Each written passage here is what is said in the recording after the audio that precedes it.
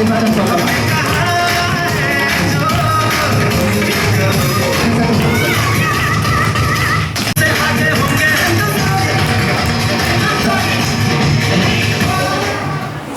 ওনার কাছে কি বলবো, এটা তো বলতে হয় না, এটা কি বলতে হয়? ওনার স্ত্রী থ্যাংক ইউ অজয় মহতল্লা বা জোরদার হাততালি। আমরা অনেকটা সময় গড়িয়ে গেছে, যত তাড়াতাড়ি সম্ভব আমরা জ্ঞান ডালমাটা নিয়ে আলোচনা করব। কিন্তু সমস্যাটা এটা হয়েছে আজকে যে আমরা অনেক দেরি করে কিন্তু এসেছি। মিটিং কিন্তু অনেকখানা হয়নি, আমরা অনেকটা দেরি করে এসেছি। তো আপনারা যদি একটু সময় দেন, অনেক সময় কি হয় আমরা হঠাৎ বোম্বে যাব, আমাদের গাড়ির টাইম বেলা 9টায়, কিন্তু আমরা ঠিক 8:45 খড়গপুর স্টেশনে পৌঁছালাম। হঠাৎ অ্যানাউন্সমেন্ট হচ্ছে যে আমরা খুবই দুঃখিত, আপনি যেই ট্রেনটিতে বোম্বে যাবেন সেই ট্রেনটি 3 ঘন্টা দেরিতে চলছে। তো প্লিজ তখন আপনি কি করবেন? যেমন আমি আমার ফ্যামিলি নিয়ে বিদেশে ঘুরতে গিয়েছিলাম, গোয়াতে হঠাৎ অ্যানাউন্সমেন্ট হলো যে আপনারা যেই ফ্লাইটটিতে চড়ে কলকাতা যাবেন সেই ফ্লাইটটি আজকে ক্যান্সেল হয়েছে, আপনাদেরকে অন্য ফ্লাইটের ব্যবস্থা করে দেওয়া হচ্ছে, সেটিও আবার 5 ঘন্টা লেট। স্যার কি করবেন? হয় না? তো সুতরাং যে কোনো কারণবশত একটু দেরিতে শুরু হয়েছে, আপনারা যদি আর 45 মিনিট কি 1 ঘন্টা সময় দেন তাহলে আপনাদের জীবনের অনেক কিছু পরিবর্তন আসতে পারে, এইটুকু গ্যারান্টি আমি আপনাদের দিতে পারি। আমার খুব ছোট পরিবার, যেখানে বাবা মা আর আমরা স্বামী স্ত্রী আর একটা বাচ্চা নিয়ে বাস করি, কিন্তু সকলের উদ্দেশ্য হলো আমরা সবাই সুখী হতে চাই। একটা মান্নারে গান ছিল না, আমরা সবাই সুখী হতে চাই, কেউ সুখী হয় কেউ হয় না। তো আজকে এখানে এইটাই পরীক্ষা হবে, এই কথাটাই আপনাদের সাথে আলোচনা হবে যে আমরা কজন সুখী। সেটা পয়সার দিক থেকে হতে পারে, সেটা সম্পত্তির দিক থেকে হতে পারে, সেটা শরীরের দিক থেকে হতে পারে। তো আমি অভিজিৎ সাঁতরা, আমার নিজের নাম না বললে যেমন ব্যাটারিতে কারেন্ট না দিলে চার্জ হয় না, আমি আমার নাম না বললে নিজে নিজে চার্জ হতে পারি না। আমি অভিজিৎ সাঁতরা, বিগত 10 বছর ধরে আমি এই প্রোডাক্টের ইউজার এবং বিজনেসটা করছি 7-8 বছর ধরে। তো এখান থেকে আমি কি শারীরিক রূপে পরিবর্তন হয়েছে আমার, আবার আর্থিক রূপ থেকে কি পরিবর্তন হয়েছে সেসব কথা আলোচনা হবে। তো তার আগে আমার সঙ্গে যিনি আছে ও কিছু বলবেন, শুনুন আপনারা, তারপরে আমি বলবো। সবাইকে আমার নমস্কার। আমার নাম গায়ত্রী সাঁতরা, আমার এই ডেবরাতেই বাড়ি। আমি খুব সাধারণ বাড়ির মেয়ে। আমি আজ থেকে 10 বছর আগে এই প্রোডাক্টটা শুরু করি। আমারও কিছু প্রবলেম ছিল, সেই জন্যেই আমি এই ডিরেকশনে এসেছিলাম। আমাকেও কেউ না কেউ বলেছিল যে এই জিনিসটা খাওয়া উচিত। আমার অনেক কিছু শরীরের প্রবলেম, কিন্তু একটা প্রবলেমের কথাই আমি বলি, আমার বাচ্চা হচ্ছিল না। অনেক ডাক্তার দেখেছি, এই ডাক্তার সেই ডাক্তার ওই ডাক্তার, এক গাদা ভ্যাকসিন করে দিয়েছে, আবার টেস্ট দিয়েছে অনেক, 10-12 হাজার 15 হাজার টাকা। এখন এমন অবস্থা ছিল, টেস্ট করে আর ওষুধ কিনে খাওয়ার মতো পয়সা ছিল না। তখন আমাদের যিনি নেই এখন, সন্তোষবাবু, তিনি আমাকে বুঝিয়েছিলেন, বাবু আর তুমি আরজিজিএলটা খাও, আরজিজিএলটা খেলে তোমার সর্বরোগের ওষুধ আরজিজিএল স্পিরুলিনা, ওটা খেলে তোমার টেস্ট করার যে পয়সাটা, সেই পয়সাটা তুমি বাঁচিয়ে এইটাই খাও। তখন আমার বাড়ির লোক বোঝাতে আরম্ভ করলো যে ওটা করার, ঠিক আছে দেখি না, বয়স্ক লোক সবাই বলছে এরকম, ঠিক হয়ে যাবে, আচ্ছা ঠিক আছে খাওয়া হবে। খাওয়া আরম্ভ করলাম, খাওয়া খেতে খেতে আমার এখন হয়তো 10 বছরের বাচ্চা আছে। অনেক টাইম গড়িয়ে গেছে, অনেক কিছু কথা আছে, কিন্তু আজকে বললাম নি, কেননা এত টাইম নষ্ট করে দিলে তাহলে স্যারদের কাছে ও বেড়াতে গেছিলাম, সব থেকে আনন্দের ব্যাপার যখন প্লেনে উঠবো সেই সময় এত আমি নাগরদোলায় ওঠাটা দেখলেই আমার মাথা ঘুরতো, ঘুরে প্লেনে উঠবো কি করে একটা প্রচুর টেনশনের মধ্যে আমি যাচ্ছিলাম। আমার বাবু কি বলে, তুমি অত টেনশন করার দরকার নেই, চলো তো আমি আছি। যখন উঠলাম, উঠে যখন প্লেনে উঠতেছি যেন ভয় পাচ্ছে, কিন্তু কোনো কিছু ভয় নেই, সুন্দরভাবে বেরিয়ে এলাম। এটাই বললাম। আমরা আজকে যেখান থেকে পরীক্ষা সবার সাথে কথা হবে, এতখানা তো সবাই তার অভিজ্ঞতার কথা বলছে। আজকে আমি আপনাদের কাছে কিছু শিখতে এসেছি, আপনাদের কাছে কিছু কোশ্চিন আছে আমার, আপনারা উত্তর দেবেন। একবার চালু করুন, আমি কোশ্চিনগুলো লিখেছি, আসলে আমি একটু বুদ্ধিগন্ত ভুলে যাই আর কি, ওই জন্য একটু জেনে নেব। প্রথম কোশ্চিন এখানে আছে জ্ঞানোথেরাপি। আমি জ্ঞানোথেরাপি নিয়ে কথা বলবো। জ্ঞানোথেরাপি কি আছে? থেরাপি কি? থেরাপি কি আমাদের জানা আছে কি? থেরাপি মানে কি? থেরাপি কথার অর্থ কি? থেরাপি কথার অর্থ হলো চিকিৎসা। থেরাপি কথার অর্থ হলো চিকিৎসা। কিন্তু চিকিৎসা কোথায় হয়? কোনো হসপিটালে হয়, নার্সিংহোমে হয়। তাহলে জ্ঞানোডার্মা দিয়ে কি চিকিৎসা হবে? জ্ঞানোডার্মা দিয়ে কোনো চিকিৎসা হয় না। থেরাপির আরেকটা মানে হলো মেরামত, যে জ্ঞানোডার্মা আমাদেরকে শরীরকে মেরামত করে। কিভাবে মেরামত করে? আমি কিছুদিন আগে অজয় বাবুর বাড়িতে চা দোকানে বলেছিলাম, সেখানে অনেক লোক প্রশ্ন করে যে আর তোমার বয়স কত? আমি যখন আধার কার্ড দেখাই কেউ বিলিভ করতে পারে না যে আমার বয়সটা ঠিক ম্যাচ করছে কিনা। তো এটা একটা ব্যাপার, অনেকে অনেক প্রশ্ন করে। কিছুদিন আগে অজয় বাবুকে, দুদিন আগে একজন ভদ্রলোক বলছে ওটা কি আপনার ছেলে? ব্যাপারটা বুঝুন। তো এতটাই পরিবর্তন এই ডিরেকশনে আসতে পারে। এই থেরাপি কি, কিভাবে হয়, সেটা নিয়ে কথা বলবো। আমাদের সর্বপ্রথম কোশ্চেন, এর আগে একটা কোশ্চেন ছিল, আমরা কি সবাই সুস্থ? আমরা কি সবাই সুস্থ? যদি সুস্থ না হয়, কে কতটা অসুস্থ একটু যাচাই করে নেই। প্রথম প্রশ্ন আমাদের প্রত্যেকের কি ঘুম হয়? প্রত্যেকের কি নিয়ম মাফিক ঘুম হয়? হ্যাঁ না তে উত্তর দেন, হাত তুলবেন। হয় না? শিওর একদম। নেক্সট কোশ্চেন, পায়খানা কি ঠিকঠাক হয়? যদি হয়, কতখানা বাথরুমে বসে থাকি? 2 মিনিট, 5 মিনিট, তার বেশি কতক্ষণ বসে থাকি? সময় লাগে? তাহলে কি প্রবলেম আছে বলে মনে হয়? আচ্ছা, নেক্সট কোশ্চেন, সকলের কি খিদে পায়? খাবার তো আছে, কিন্তু পরিমাণ মতো কি সবাই খেতে পারে? স্যার আমি কথা বলছি, আমার সাথে কথা বলুন। আমি কোনো লেকচার মারতে আসিনি, আর কোনো মিথ্যা প্রতিশ্রুতি আপনাদের দিতে আসিনি। আপনারা আমার সাথে পিছন দিক থেকে শুনতে পাচ্ছেন তো? আচ্ছা, প্রত্যেকের কি ঠিকঠাক খিদে হয়?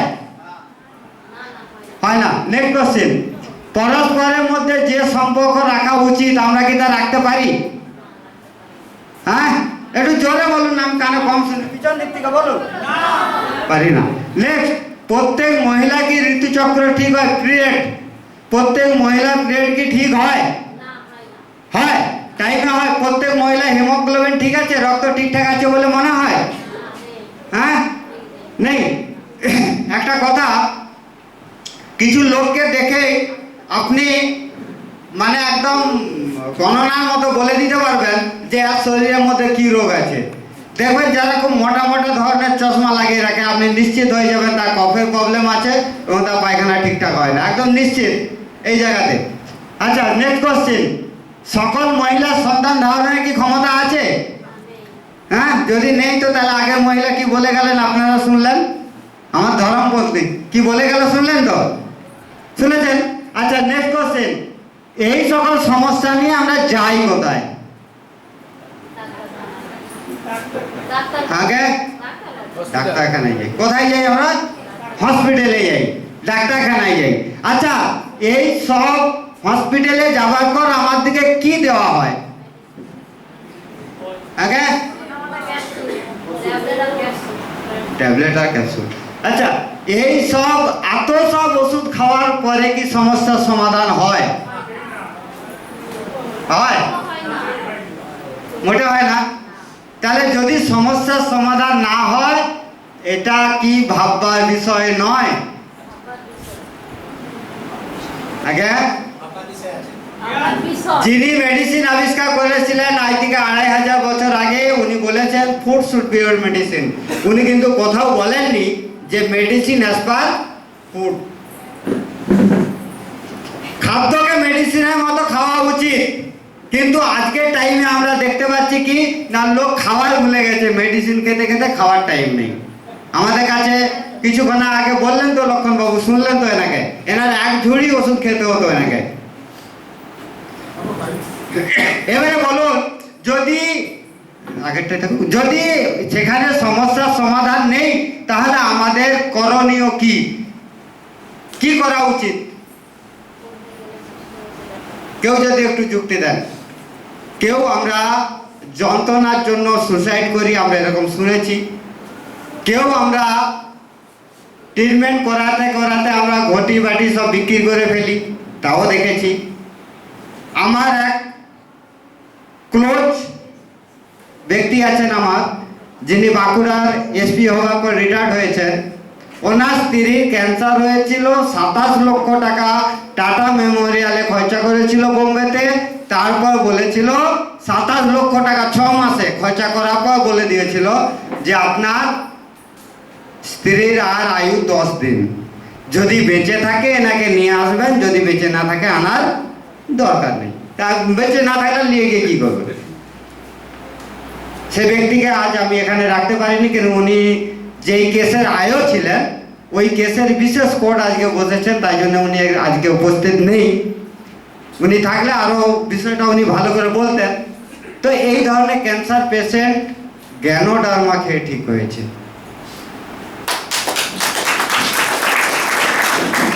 তাহলে এখানে বিষয় হচ্ছে যে নেক্সট, এখানে কথা হচ্ছে যে এই অসুস্থতার কারণ কি কি, আমরা এই অসুস্থতায় করি কেন? এখানে অনেকে অনেক কিছু কথা বলেছে। দেখুন, সর্বপ্রথম অসুস্থতার কারণ হলো অপুষ্টি। আপনারা সবাই বলবেন আমরা খাবার তো খাই, তাহলে অপুষ্টিটা হচ্ছে কোথা থেকে? তাই তো, খাবার তো খাই, প্রয়োজনে ডাক্তার ভিটামিন লিখে দেয়, তাহলে অপুষ্টি হচ্ছে কিছু কিভাবে? দেখুন, বাজারে যত ফুড সাপ্লিমেন্ট পাওয়া যায়, আমি কারোর নাম নিতে চাই না, কারণ ওই বিষয়টার একটা বিশেষ জ্ঞান আমার মধ্যে আছে। আমি চাকরি করতাম, আমি সেখান থেকে কিন্তু রিজাইন দিয়েছি এই কারণেই, আমাকে মিথ্যে বলতে হতো। যারা রিপ্রেজেন্টেটিভ ছিল তাদেরকে যে আমি ট্রেনিং দিতে যেতাম, সেখানে আমাকে মিথ্যে কথা বলতে হতো, সেই কারণে আমি সেখান থেকে রিজাইন দিয়েছি। তো এখানে ওই ক্যাপসুলে, ওই ট্যাবলেটে কোনো কাজ হয় না। ওতে যে ধরনের কেমিক্যাল দেওয়া আছে, তাতে করে ক্যান্সার হওয়ার ঝুঁকি বাড়ে, বরঞ্চ কমে না। তাতে কখনো ভিটামিন এর যে অভাব থাকে, মিনারেলসের যে অভাব থাকে, সে অভাব কোনোদিন পূরণ হয় না। দ্বিতীয় কারণ কি? দ্বিতীয় কারণ হলো টক্সিন। টক্সিন কোথা থেকে আসে? টক্সিন বিষ, যেটা আমাদের শরীরের প্রয়োজন নয়, সেটা হচ্ছে টক্সিন, সেটাই বিষ। তাহলে টক্সিনটা কোথা থেকে আসে? না, টক্সিনটা আসে পলিউশন থেকে। বিভিন্ন কলকারখানার ধোঁয়া উঠছে, আমরা গাড়ি চালিয়ে আসছি, এইটাতে অক্সিজেন দূষিত হচ্ছে, এটার মাধ্যমে টক্সিন আসে। আর কিসের মাধ্যমে টক্সিন আসে? জলের মাধ্যমে টক্সিন আসে। আর কিসের মাধ্যমে টক্সিন আসে? না, পেস্টিসাইড, যেগুলো চাষে প্রয়োগ করা হয়, যেগুলো চাষে প্রয়োগ করা হয়, সেই খাবারগুলোকে আমাদের আবার কিভাবে খাওয়া উচিত, সেই খাবারগুলোকে আমরা সেইভাবে খাই না, আমরা ভুল পদ্ধতিতে খাই বলে সেইগুলো আমাদের শরীরের মধ্যে গিয়ে শিফট করে এবং আমাদের সেলকে ড্যামেজ করে। সেলকে ড্যামেজ করলে তার বিভাজন ক্ষমতা কমায়, তার বিভাজন ক্ষমতা কমালে অক্সিজেন ক্যাপাসিটি কমে, অক্সিজেন ক্যাপাসিটি কমলে কি কমবে? ইমিউনিটি পাওয়ার কমবে, ইমিউনিটি পাওয়ার কমলে আমার অর্গান দুর্বল হবে, অর্গান দুর্বল হলে আমি দুর্বল হব, তখন আমরা ডাক্তারখানায় যাই, ডাক্তার আমাদেরকে রোগে চিহ্নিত করে। আর যেদিন ওই অর্গানগুলো কাজ করা বন্ধ করে দেয়, অর্গান মারা যায়, আমি সেদিন মারা যাই। ঠিক তো, এটা হচ্ছে টক্সিন। আর কি না, এই টক্সিনের ফলে আরেকটা ঘটনা ঘটে, আমাদের শরীরের মধ্যে যে হরমোন, সে হরমোনের ইমব্যালেন্স হয়ে যায়। যখন হরমোনের ইমব্যালেন্স ঘটে, তখন কি হয় না, হরমোনের ইমব্যালেন্স ঘটলে ঘটে কি না, হচ্ছে যে আমাদের শরীরে বিভিন্ন ধরনের ক্রিটিক্যাল রোগের সমস্যা হয়। যেমন প্রেসারের সমস্যা হয়, যেমন সুগারের সমস্যা হয়, যেমন কিডনির সমস্যা হয়, ক্রিয়েটিনের সমস্যা হয়, পেচ্ছাপের সমস্যা হয়, বিভিন্ন ধরনের এই সমস্যাগুলো এসে দাঁড়ায়। আর হরমোনাল ব্যালেন্স যদি একবার ডিসব্যালেন্স হয়ে যায়, তাহলে কোনো দিনই তাকে কোনো মেডিসিন দিয়ে ব্যালেন্স করা যাবে না। সেই ধরনের কোনো মেডিসিন আজ পর্যন্ত আবিষ্কার হয়নি। তাহলে কিভাবে সম্ভব? একটাই রাস্তা, যেই টক্সিনের কারণে আমার শরীরে হরমোন ইমব্যালেন্স হয়েছে, সেই টক্সিনকে শরীর থেকে বার করতে হবে। তাহলে অপুষ্টি, শুরু থেকে অপুষ্টি যেখানে ছিল, অপুষ্টি দেখুন, অপুষ্টির ফলে বাচ্চা কমজোর হয়, অপুষ্টির ফলে কি হয়, আর কি হয়, রিকেট জনিত রোগ হয়। আচ্ছা, এই সমস্যাগুলো যেখানে খাদ্য দিয়ে সম্ভব হলো না, সেটা কি মেডিসিন দিয়ে সম্ভব হবে বলে মনে হয়? হয় কি? আচ্ছা, পৃথিবীতে এরকম কোনো খাবার আছে বা কোনো মেডিসিন আছে আপনাদের জানা আছে যেটা মাও খেতে পারবে, ছেলেও খেতে পারবে, একসাথে খেতে পারবে? আছে? নেই। তাহলে কি উপায় আছে? সেই উপায়টাতে আমি যাব নেক্সট। অপুষ্টিতে এটা হয় সুষম।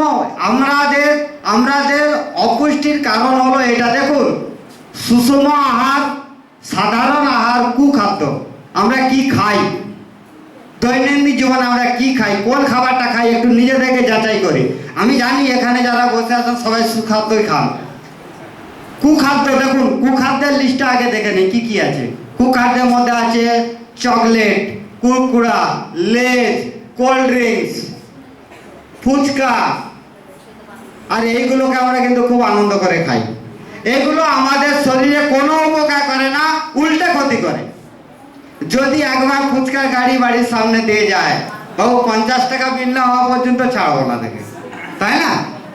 আচ্ছা, সাধারণ খাবার যেটা খাই আমরা করি কি, সাধারণ খাবার, বাজার থেকে সবজি কিনে আনলাম, তাকে কাটলাম, ধুলাম, তাকে রান্না করলাম। রান্নাটা কিরকম ভাবে করি না, মুখের রুচিতে রান্না করি, ঠিক? রান্না করার পর আমরা সেটাকে খাই। আমাদের শরীরটা কি আছে? আমাদের শরীরটা হলো 80% অ্যালকালাইন আর 20% অ্যাসিডিটি। যদি আমাদের শরীরটা 80% অ্যালকালাইন হয়, তাহলে আমাদের খাদ্যটা কিসের প্রয়োজন, কি খাবারের প্রয়োজন? অ্যালকালাইন খাদ্যের প্রয়োজন। কিন্তু আমি যখন রান্না করলাম তখন কি করলাম না, সেই অ্যালকালাইন খাদ্যটাকে রান্না করে তার মধ্যে এনজাইমকে নষ্ট করে দিলাম, ক্যালসিয়ামকে নষ্ট করে দিলাম, তার ভিটামিন প্রোটিনকে নষ্ট করে দিলাম, করে মুখরোচক করে খেলাম। সেটা যখন শরীরের ভিতরে গেল, তখন শরীর কি করবে, সেই খাদ্যটাকে পুনরায় অ্যালকালাইনে পরিবর্তন করবে, তবে গিয়ে নখ খাবে, চুল খাবে। তো ওই অ্যালকালাইনে সেই খাদ্যটা কি করবে না, ওই খাদ্যটাকে অ্যালকালাইনে রূপান্তর করার জন্য কি মজার ব্যাপার দেখুন, আমার শরীরের যত ব্লাড আছে তাকে ইউজ করবে। আর কি করবে না, শরীরের মধ্যে সঞ্চয় ক্যালসিয়ামকে সংগ্রহ করবে, যেটা হাড়ের ভিতরে থাকে। সেই ক্যালসিয়ামকে ব্লাড এনে যখন অগ্নাশয়ে দিবে, প্যানক্রিয়াসে দিবে, তারপরে গিয়ে খাদ্যটা আবার অ্যালকালাইনে রূপান্তর হবে। অ্যালকালাইনে রূপান্তর হতে গেলে আমার প্যানক্রিয়াসকে গামছা মতো নিচুড়ে তার ভিতর থেকে এনজাইমকে বের করবে আর ইনসুলিনকে বের করবে, তার সাথে মিশাবে। মিশানোর পর ব্লাডে যখন মিশবে, তখন নখ খাবে, চুলও খাবে। এটা হচ্ছে আমরা একটা সাধারণ খাবার, যেই খাবারের কারণে আমাদের শরীরে ক্যালসিয়ামের অভাব হয়। 35, 40, 50 বছরে যেতে না যেতে গায়ের যন্ত্রণা শুরু হয়। লোক ডাক্তার বলে বাত হয়েছে, কেউ বলে অ্যাথারাইটিস হয়েছে, কেউ বলছে হাড় খেয়ে গেছে। তাকে আমরা কি করি, ক্যালসিয়ামের ট্যাবলেট এনে খাই, তাই তো? আচ্ছা, ক্যালসিয়ামের ট্যাবলেটে কি আদৌ ওই ক্যালসিয়ামের অভাব পূরণ হতে পারে বলে মনে হয়? হতে পারে মনে হয়? হয় না। ওই ক্যালসিয়ামের যেই ধরনের কেমিক্যাল দিয়ে ওই ক্যালসিয়ামটা রেডি করা আছে, ওই ক্যালসিয়াম যদি অতিরিক্ত মাত্রায় খাওয়া যায়, তাহলে আপনার যৌনাঙ্গে বা কোলন ক্যান্সার হবার সম্ভাবনা 99%। খুব সাবধান। এই ধরনের ক্যালসিয়াম অভাব পূরণ কোথা থেকে হবে? একমাত্র চুন থেকে হয়। যদি কেউ চুন কন্টিনিউ খায়, তাহলে তা কোনোদিনও ক্যালসিয়ামের অভাব পূরণ হবে না। আর সারা জীবন সুস্থ থাকা যাবে, 80 বছর 90 বছর বয়সেও বাবা হবার মা হবার ক্ষমতা রাখবে যদি এই খাদ্যটা খাওয়া যায়, সেটা হলো সুষম আহার। সুষম আহারটা কি? এখানে কি বলা আছে? যা প্রাকৃতিক আছে, যেটা জীবিত খাবার তাকে খান, মরা খাবার খাবেন না। যদি জীবিত খাবার আপনি খেতে পারেন তাহলে কিন্তু আপনার শরীরে কোনোদিনও সেল ড্যামেজ হবে না, আপনার শরীরে কোনোদিনও টক্সিন জমা হবে না, আপনার শরীরে কোনোদিনও কোনো সেল খারাপ হবে না, আপনার প্যানক্রিয়াসে লোড পড়বে না। আপনি কাঁচা খাবারটা খেলেন, তাতে পুরোপুরি এনজাইম অলরেডি আছে, তাতে ক্যালসিয়াম অলরেডি আছে, তাতে অলরেডি ভিটামিন মিনারেলস আছে। আপনি যখন তাকে চিবাতে শুরু করলেন, আমার দাঁতে গোড়া থেকে কিছু এনজাইম বেরোবে, সে খাদ্যের সাথে মিশবে, সে প্যানক্রিয়াসে যাবে, প্যানক্রিয়াস থেকে কিছু এনজাইম বেরোবে, যে হরমোনগুলো তার সাথে মিশবে। একটা রান্না করা খাবার হজম করতে 2.5 থেকে 3 ঘন্টা সময় লাগে, আর কাঁচা খাবার হজম করতে 1.5 থেকে 2 ঘন্টা সময় লাগে। রান্না করা খাবার তৈরি করতে 2 ঘন্টা সময় লাগে, গ্যাসে রান্না করতে গ্যাসের খরচা করতে হয়, আবার প্রয়োজনে ঘরের বউ গাল খায় যে নুন বেশি হয়ে গেছে, হয়তো। কিন্তু কাঁচা খাবার আপনি খান, দেখবেন জীবনে কোনোদিনও আপনাকে কোনো ডাক্তারের কাছে গিয়ে আপনার শরীরের ট্রিটমেন্ট করাতে লাগবে না। তাহলে এখানে গ্যানোডার্মা ভূমিকা কি? সব টক্সিন দিচ্ছে, আপনি ফল কিনবেন সেখানে বিষ দিচ্ছে, সব জায়গায় বিষ। আমাকে ওই টক্সিনকে বের করতে হবে, সেখানে গ্যানোডার্মা ভূমিকা কি সেটা নিয়ে কথা আজকে হবে। হরমোনজনিত রোগ বললাম, আমাদের 2 ধরনের খাদ্যের প্রয়োজন হয়। ওই যে আমি সুষম আহার বললাম, ওখানেও 2 ধরনের খাদ্য আপনাকে খেয়াল রেখে খেতে হবে। কি না? একটা মাইক্রো নিউট্রিশন, একটা ম্যাক্রো নিউট্রিশন। একটা খাবার খেতে হবে যেটা আপনাকে কাজ করার জন্য শক্তি দেবে, আর একটা খাবার খেতে হবে যে খাবারটা আপনার শরীরের পার্টসগুলোকে ঠিক রাখবে। শরীরের পার্টসগুলোকে কে ঠিক রাখে? ফল আর কাঁচা সবজি। আর আপনাকে শক্তি যোগায় কে কাজ করার জন্য? কার্বোহাইড্রেট জাতীয় খাবার, সেটা হচ্ছে চাল, ভাত, রুটি আপনাকে শক্তি দেয়, মধু, আর হচ্ছে যে আপনার কলাতে প্রচুর পরিমাণে থাকে। তো এখন কথা হলো যে যদি আপনি এই 2 ধরনের খাবারকে ব্যালেন্স করে খান, তাহলে আপনি সারা জীবন সুস্থ থাকতে পারবেন। যেমন ধরুন একটা ছোট উদাহরণ নেই, একটা গাড়ি, মোটর সাইকেলে কত রকমের তেল লাগে? কারো বাইক আছে, মোটর সাইকেল আছে? যার আছে সে পছন্দ, মোটর সাইকেল আছে, তো কত রকমের তেল লাগে? 2 রকম তেল লাগে। একটা কি তেল? একটা পেট্রোল। তার কাজ কি? গাড়িটাকে ছুটাবে। আর একটা কাজ কি? মোবিল। তার কাজ কি? না গাড়ির পার্টসগুলোকে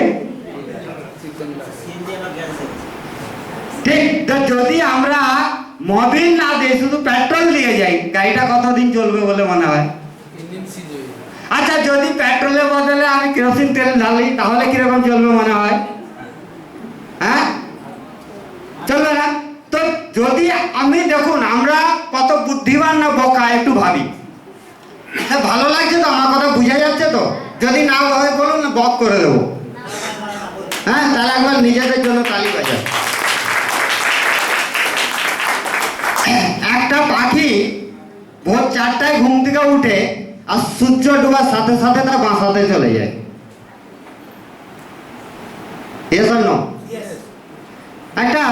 একটা হাতি সারাদিন ঘাসপালা খায়, তার বাচ্চা হওয়ার সময় তাকে সিজার করতে হয় না।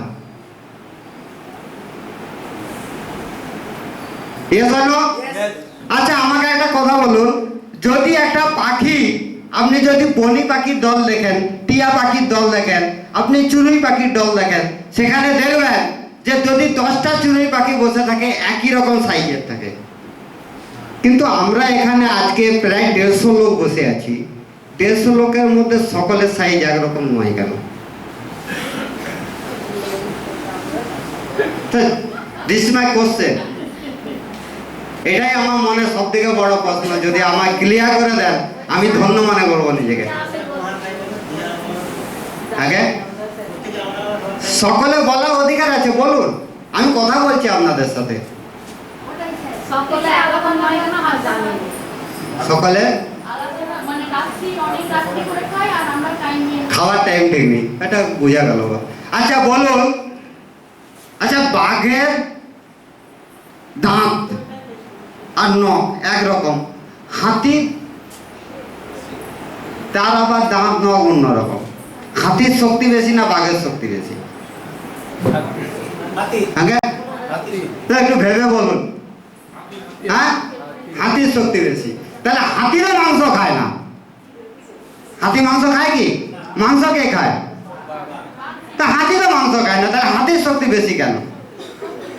চেহারার অনুপাতে হাতির শক্তি বেশি, তা নাহলে মানে যদি বাঘের শক্তি দেখায় তাহলে বাঘের শক্তি বেশি। এটা চেহারা তার বড় বলে তার জন্য তার ক্ষমতা বেশি। হাতির শক্তি বেশি। তাহলে হাতির যদি শক্তি বেশি হতো তো তার বেশি ক্যালসিয়ামের প্রয়োজন।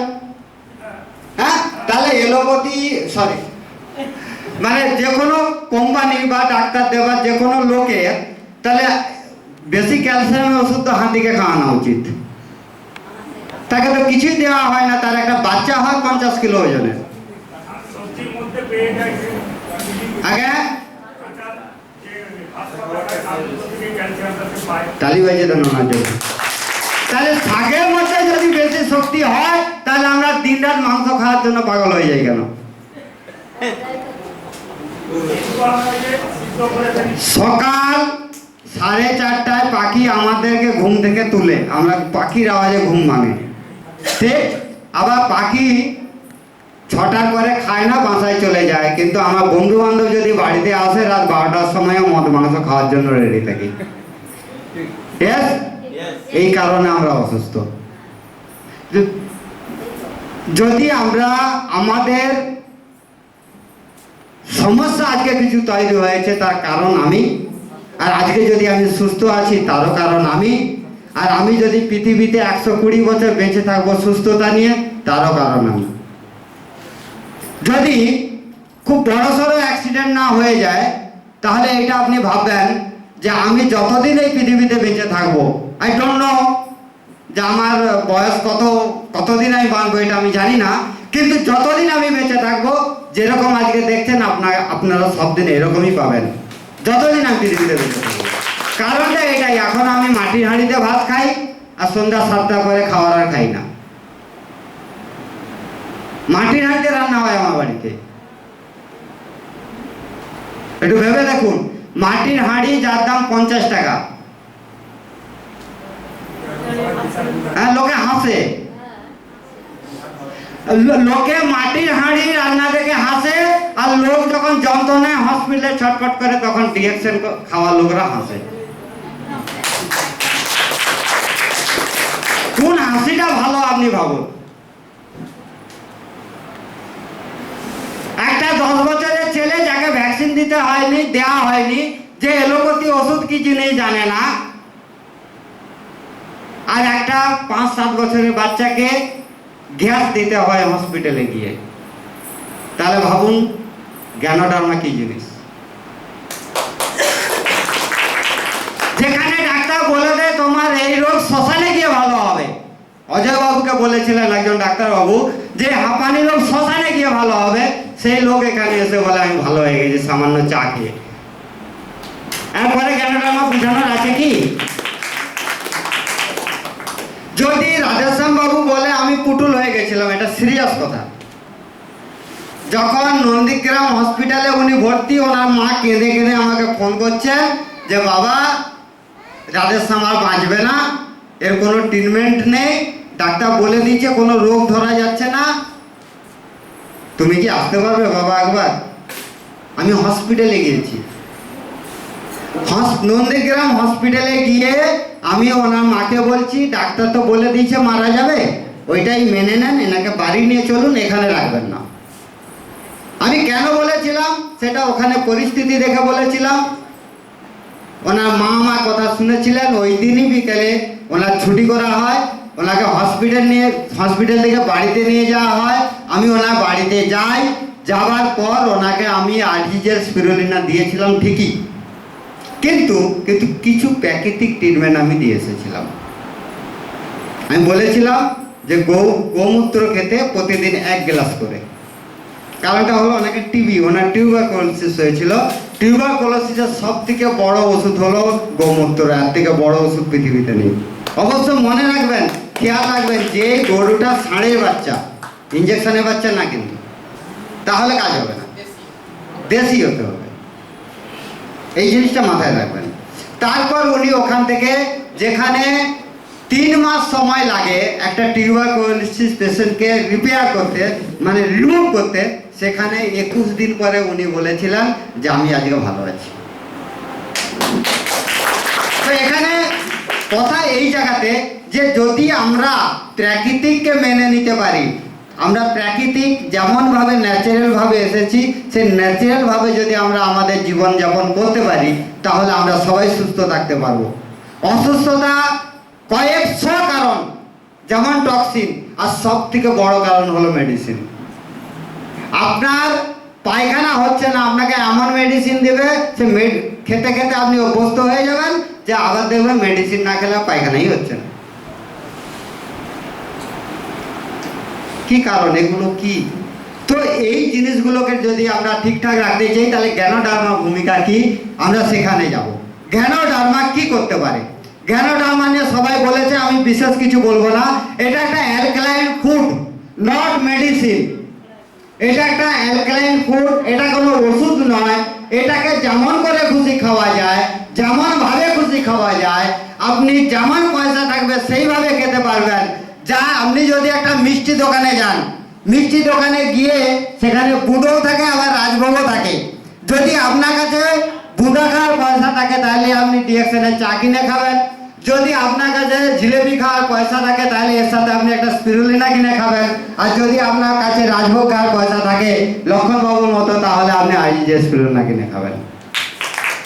সকলের মধ্যেই জ্ঞানোডার্মা আছে। আবার যদি বলেন পয়সা নেই, তার জন্য ডক্টর লিম বলেছেন একটা কথা, যে আমার জ্ঞানোডার্মা সব করতে পারে, একটা কাজ করতে পারে না। এই জ্ঞানোডার্মা সব করতে পারে, কিন্তু একটা কাজ করতে পারে না। সেইটুকু যদি আপনি করে দেন, তাহলে আপনার খাওয়ার অভাব হবে না। সে কাজটা কি জানেন? জানা আছে কি? জ্ঞানোডার্মা বলছে যে আমি তোমাকে সুস্থ রাখার দায়িত্ব আমার, তোমাকে ইয়ং রাখার দায়িত্ব আমার, তোমার শরীরে চমক আনার দায়িত্ব আমার, সমাজে পরিচয় করানোর দায়িত্ব আমার। আমি তোমাকে সমাজে প্রতিষ্ঠিত করে দেবো, কিন্তু তুমি শুধু একটা কাজ করবে, আমার হয়ে লোকের কাছে এটা নিয়ে বলবে। এটা আমি পাই। আমি চলতে পারি না আর বলতে পারি না, তুমি আমার হয়ে চলো আর বলো, তাহলে পৃথিবীতে তোমার নাম রোশন হতে পারে। এই জ্ঞানোডার্মা অনুষ্ঠানগুলো আসতে পারে। তাহলে এই জ্ঞানোডার্মা প্রত্যেকটা অ্যালকালাইন ফুড, একে আপনি যেমন করে খুশি খেতে পারেন, যেমন ভাবে খুশি খেতে পারেন। আপনার যেমন পয়সা থাকবে আপনি সেইভাবে খেতে পারেন। আপনি প্রচার করে আরজিজিএল খেতে পারেন, কোনো কিছুতেই আপনার এখানে কোনো ক্ষতি হবে না। আপনার একটাই কাজ হবে, এইটাকে আপনি বিশ্বাস করাতে পারেন, নিজে পারবেন কিনা। যদি নিজে বিশ্বাস করতে পারেন, তাহলে দুনিয়াকে বিশ্বাস করাতে পারবেন। যদি নিজে বিশ্বাস না করতে পারেন, কাউকে বিশ্বাস করাতে পারবেন না। তো দুনিয়াতে আমরা, আমাদের এই ওয়েদারে প্রচুর মশা আছে, তাই না? প্রচুর মশা আছে। তো কিন্তু সব মশা কি ডেঙ্গু হয়? সব কি ডেঙ্গু মশা? আমরা বাজারে গেলে লোকে কি বলে, ও তোমার মতো অনেক কোম্পানি দেখে নিয়েছি, অনেকেই বলে অমুক তমুক, বহু কিছু কথা বলে দেয়। আমাকে তো লোক এমন এমন অপমানজনক কথা বলছে, যেগুলো আমি কোনোদিনও কাউকে প্রকাশ করতে পারি না। তার সাক্ষী আছে, পল্লব বাবু আছে, অজয় বাবু আছে, এনাদেরকে সঙ্গে নিয়ে তো কাজ করা। তো লোকে অনেক অপমানজনক কথা বলেছে। বিশ্বাস করুন, আমার গন্ডারের চামড়া হয়ে গেছে, আমি আজকে আর ওগুলোকে কিছু মনে করি না। কিন্তু আজকে যখন ফ্যামিলি নিয়ে ফ্লাইটে করে ঘুরতে যাই, তারা বলে লটাই লাগছে নাকি? লটাই লাগেনি। আমি ওই কাজটাই করেছি। জ্ঞানোডার্মা যেটাকে আমাকে বলেছে, আমার কানে কানে বলেছে যে তুমি আমাকে নিয়ে চলো আর সবাইকে বলো, তুমি প্রতিষ্ঠিত হয়ে যাবে। আমি এটাই করেছি। দুনিয়াতে একটা কথা মনে রাখবেন যে যদি নিজেকে ঠিকঠাক ভাবে পরিচয় দিতে চান তাহলে তার ভূমিকা কিন্তু একটু আলাদা আছে, যেটা 80-90 বছরের পর পাওয়া যায়, তার আগে পাওয়া যায় না। উদাহরণস্বরূপ ধরুন আমাদের দুটো বাড়ি, আপনি মানবেন কিনা জানি না, আমাদের দুটো বাড়ি, একটা হলো জীবন রাখার বাড়ি আর একটা হলো শরীর রাখার বাড়ি। আমরা কোন বাড়িতে বেশি থাকি বলুন, আমরা কোন বাড়িতে বেশি থাকি? দীপক বাবু, আমাদের দুটো বাড়ি, একটা জীবন রাখার বাড়ি, একটা শরীর রাখার বাড়ি। আমরা কোন বাড়িতে বেশি থাকি? জীবন রাখার বাড়িতে বেশি থাকি। আচ্ছা, জীবন রাখার বাড়িতে যে বেশি থাকি, যত্ন আমরা কার বেশি নেই? জীবন রাখার বাড়ি না শরীর রাখার বাড়ি? আগে শরীর রাখার বাড়ি বেশি যত্ন নেই। এটা রং চটে গেলে তাড়াতাড়ি রং করতে হবে, এটা না হলেও হবে। আমি এটাই, এই বাড়িটা যখন তৈরি করি ইঞ্জিনিয়ার ডাকা হয়েছে, তার প্ল্যান মাফিক বাড়িটা হয়েছে, কিন্তু ওইভাবে জীবনটা চলে না কেন? না বাবা মাটা ফ্রিতে দিয়ে দিয়েছে। আপনি হিসাব করে দেখুন, আপনার শরীরের যে অর্গানগুলো আছে সেই অর্গানের প্রত্যেকটা অর্গানের যদি আপনি রেট করেন তাহলে 400 কোটি টাকারও বেশি আপনার শরীরের মূল্য, কিন্তু এই বিল্ডিংটার মূল্য 400 কোটি টাকা নয়। তাহলে আমাদের এই শরীরটাকে, প্রত্যেকটা অর্গানকে ঠিক রাখা যে দায়িত্ব বহন আমাদের করা উচিত, সেই দায়িত্ব এখানে বহন না করে তার থেকে বেশি আমরা এই বিল্ডিং এর দায়িত্ব বহন করি, মাথার উপর বোঝা চাপিয়ে দিই। একটা কথা জানবেন, আমাদের কাছে কতটা সম্পত্তি আছে প্রত্যেকটা মুহূর্তে আমরা জানতে পারি, কিন্তু আমাদের কাছে অবশিষ্ট টাইম কতটা আছে আমরা কেউ জানি না। তো তাই বলি, সময় নষ্ট না করে, যে সময় চলে গেছে তাকে আমরা ফিরিয়ে আনতে পারবো না, কিন্তু যে সময়টা আমাদের কাছে আছে তাকে আমরা উজ্জ্বল করতে পারি। কেননা আমার মাধ্যমে ডিসিশন আপনাদেরকে নিতে হবে। তো যদি এই বাড়িতে 15 বছর বয়স থেকে খাটতে শুরু করলাম, 45 বছর বয়সে আমি যখন আমার ছেলের বিয়ে দেব, হঠাৎ করে ডাক্তার আমাকে বলল যে আপনাকে এই জিনিস খাওয়া যাবে না। কারণ কি না, আপনার সুগার।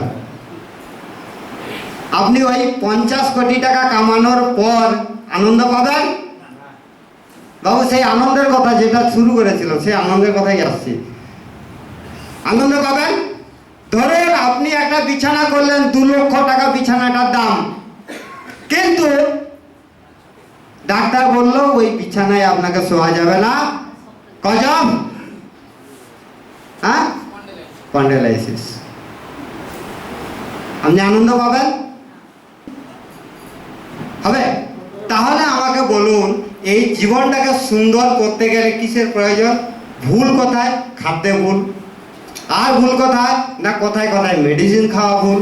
আর ভুল কোথায়, আমি একটা বই পড়েছিলাম, আপনারা বাজারে কিনে নেবেন, বাজারে বই পাওয়া যায়, সেখানে লেখা আছে যেই ডাক্তার আপনাকে খাবার পরামর্শ ছাড়াই মেডিসিন দেবে তার কাছে আপনি ওষুধ খাবেন না, কারণ তিনি আপনাকে মেরে ফেলতে পারেন। সে বইটা আমার কাছে আছে, আমি যে পড়তে চাই তাকে দিতে পারি, নতুবা বাজার থেকে কিনে নেবেন। আর একটা বই আমি কিনেছি, সেখানে লেখা আছে যে প্রিপারেশন অফ ডেথ, আপনার মৃত্যুর ঘন্টা কোন দিন লেখা হলো না, যেদিন আপনি প্রেসার, সুগার, কোলেস্টেরল যন্ত্রণা নিয়ে ডাক্তার বাড়ি গেলেন, প্রথম যে প্রেসক্রিপশনটা হলো সেখান থেকে আপনার মৃত্যু ঘন্টা কিন্তু শুরু হলো। আপনি দিন গুনতে থাকুন। আর আজকে দেখুন 29 বছর, 30 বছর, 35 বছরের ছেলে স্ট্রোক হয়ে মারা যাচ্ছে। কারণ কি? একটু হিসাব করে দেখুন, করোনা আগে কি ছিল? এটা করোনা কেন হলো? এটা কোনোদিন ভেবেছেন? কোনোদিন ভাবার সময় হয়েছে? আমরা শুধু নোট গোনায় ব্যস্ত। আমরা কালকে প্রতিদিন ভাবি যে আমার সম্পত্তি কতটা বাড়লো, আর উপর বসে ভগবান সে দেখছে যে আর নিঃশ্বাস কতটা কমলো। আর বেশি সময় আমি নেব না, আমি আপনাদেরকে একটাই কথা বলতে পারি ডিএক্সএল করে, আজকে আমি আমার ফ্যামিলিতে মানে ফ্রি মেডিসিন, আমার ফ্যামিলি ফ্রি মেডিসিন, আমার ফ্যামিলির জন্য 76 years old মাই ফাদার, তার জন্য আমার মায়ের জন্য, আমার শাশুড়ি মায়ের জন্য, আমার শাশুড়ি মা এখানেই আছেন, তার বয়স লাগভগ 70, কোনো মেডিসিন লাগে না। তিনি যে কাজটা করেন ওনার সাথে আরো 2 জন মহিলা কাজ করতে পারবেন না। উনি খান স্পিরুলিনা কফি। আপনি শুধু যদি একটু নিজেকে পরিবর্তন করেন তাহলে সব পরিবর্তন হবে। পেস্ট নিয়ে অনেকে অনেক কথা বলেছে, আর 4 পেস্ট নিয়ে আমি 2 মিনিট কথা বলবো। ভালো লাগছে তো নাকি না খুব বিরক্তি লাগে বলুন, তাহলে বন্ধ করুন, চলবে? তো এই পেস্ট কি কি দিতে পারে আপনাকে আমি সেটা দেখাবো। আর একটা কথা বারবার আমি শুনতে পাচ্ছিলাম যে নাকি এই ধরনের প্রোডাক্টে বলুন সাইড এফেক্ট হয়। আচ্ছা, কতটা সাইড এফেক্ট হয় একটু প্র্যাকটিক্যাল করে যাচাই করা যাক নাকি? প্রথম কে এসছেন আজকের মিটিংয়ে? প্রথম, একদম প্রথম। দেখি কতটা সাইড এফেক্ট আছে ট্যাবলেটটা। কম্বুচা আনেন, খুলে আনুন, জল আনুন। তো কথা হলো যে এই জিনিসে কতটা সাইড এফেক্ট আছে বা কি আছে সেটা আমরা একটু দেখে দিই। আমরা যদি সুগারের ওষুধ খাই, একটা বেশি খাওয়া যায়? প্রেসারের ওষুধ খেলে কটা খাই তো? কোনো যন্ত্রণার ওষুধ খেলে 2, 3টে। ঘুমের ওষুধ খেলে কটা খাই? হ্যাঁ, না, ঘুমের ওষুধ খেলে কটা খাই? 2, 3টে, 4টা? পাওয়ার অনুযায়ী তো, মানে খেলে একসাথে একটা না একটা, তার বেশি খেলে দেখা যাক। এইটা খেয়ে দেখা যাক। আরো তো থাকবো 8 ঘন্টা। প্রকাশবাবু আছেন, আমার থেকে অনেক কিছু শোনাবেন। প্রকাশবাবুর কাছে একটা মূল্যবান চাবিকাঠি আছে, উনি বলবেন।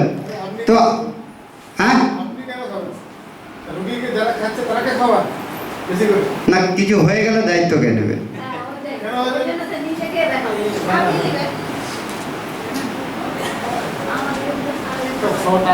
একসাথে কি এত খাওয়া যেতে পারে? একসাথে এত মেডিসিন খাওয়া যায়? আপনারা বলুন, খাওয়া যায় কি?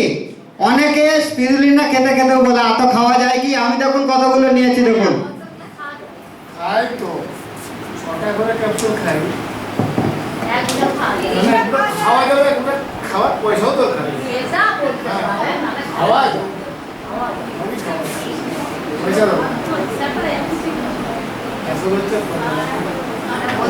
খেলাম, এবারে কাজ অ্যাকশন হতে কতক্ষণ সময় লাগবে?